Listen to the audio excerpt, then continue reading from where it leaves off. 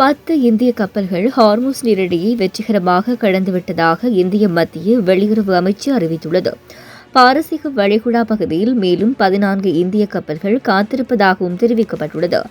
நேற்று நடைபெற்ற வாராந்திர ஊடக சந்திப்பில் உரையாற்றிய வெளியுறவு அமைச்சகத்தின் செய்தித் தொடர்பாளர் குறித்த விடயத்தை தெரிவித்துள்ளார். வளைகுடாவில் உள்ள இந்திய கப்பல்களை பொறுத்தவரை அவை இப்பகுதியிலிருந்து பாதுகாப்பாக வெளியேறி இந்தியாவுக்கு திரும்புவதை உறுதி செய்ய நாங்கள் ஈரான் அதிகாரிகளுடன் நெருங்கிய தொடர்பில் இருக்கின்றோம் என்று வெளியுறவு அமைச்சகத்தின் செய்தித் தொடர்பாளர் குறிப்பிட்டுள்ளார். முன்னதாக இந்தியா நோக்கி சென்ற கப்பல்கள் மீது ஈரானிய ராணுவம் தாக்குதல் நடத்தியது.